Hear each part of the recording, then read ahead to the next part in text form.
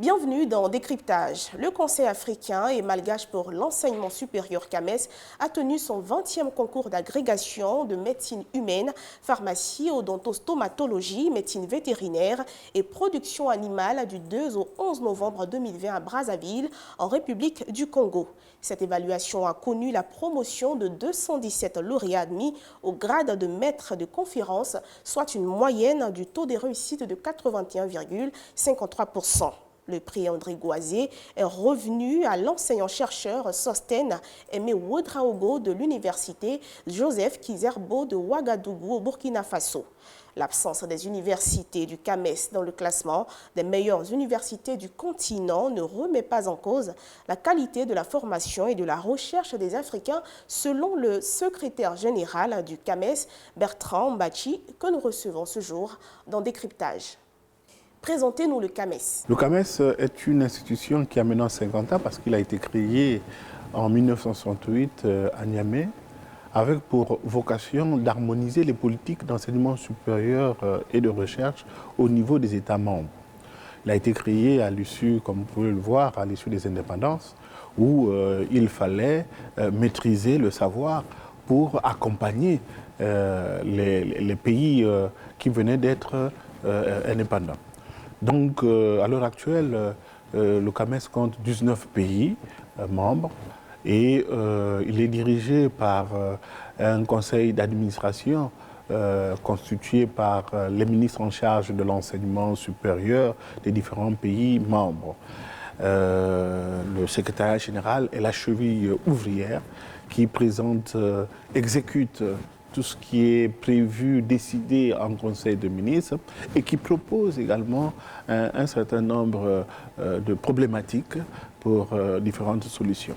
Quelle a été la particularité du concours d'agrégation? Le concours que nous avons tenu, c'est le concours d'agrégation en médecine humaine, pharmacie, odontostomatologie, médecine vétérinaire et production animale. Le CAMES compte deux types de concours. Il y a aussi un autre concours qui est le concours des sciences, en sciences humaines, sciences juridiques, politiques, économiques et de gestion. Ce sont des concours qui se tiennent de manière bisannuelle.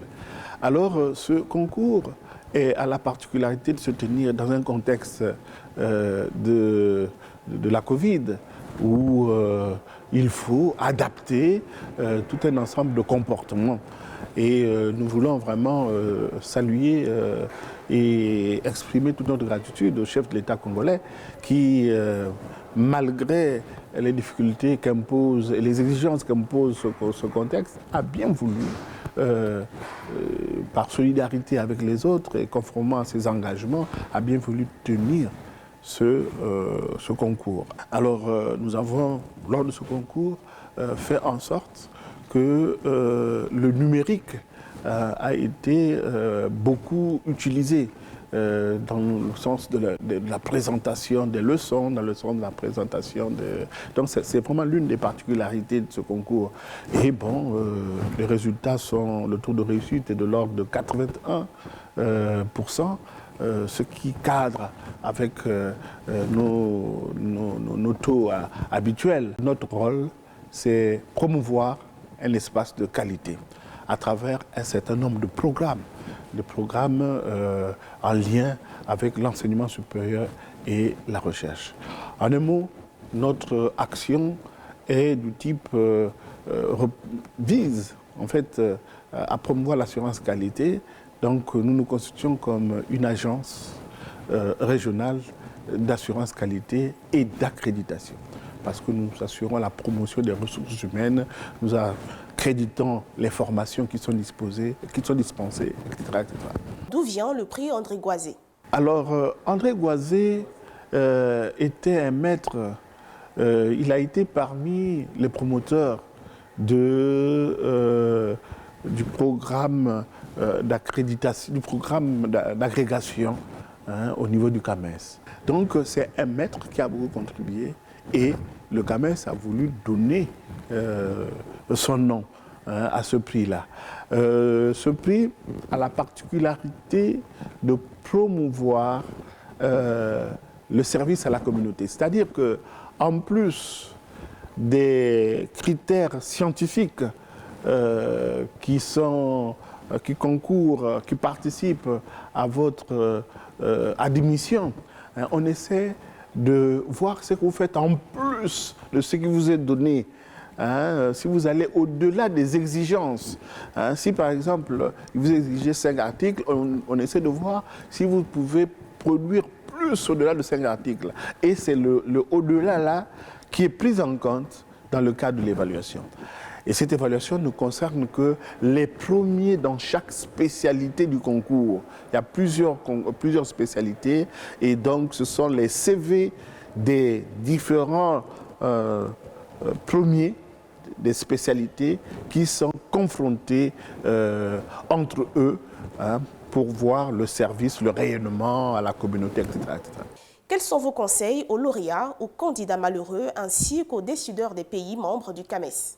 Aux candidats qu'ils viennent d'avoir, aux candidats, aux lauréats d'abord, qu'ils viennent d'avoir le grade de maître de conférence agrégé, ce n'est qu'un début et qu'il faut qu'ils fassent preuve d'humilité pour apprendre, pour acquérir l'étoffe par le service, l'étoffe de maître de conférence agrégé, afin de prétendre aller plus loin. C'est aussi un message à ceux qui n'ont pas réussi, parce qu'il ne faut pas qu'ils se découragent. Ils ont un plus à l'heure actuelle qui crée la différence avec ceux qui n'ont pas été candidats, c'est l'expérience. Ils peuvent se prévaloir maintenant d'avoir une expérience. Il leur revient maintenant de faire preuve de volonté, parce que dès qu'il y a une volonté, il y a un chemin. Pour terminer, nous sommes dans le contexte un contexte difficile. Ce contexte-là doit réveiller en nous notre génie inventif, notre génie créateur. Et nous devons, plus que jamais, nous adapter, nous arrimer à l'ère du temps, au numérique, aux facilités qu'offre le numérique face aux différents obstacles auxquels on est confronté.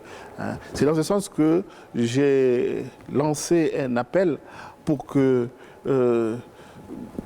l'option du numérique ne soit plus vue, l'adhésion au numérique ne soit plus vue comme une option, mais comme une obligation, et que les États accompagnent les universités, les écoles pour adopter le numérique qui permet de résoudre un certain nombre de problèmes, des obstacles auxquels on est confronté.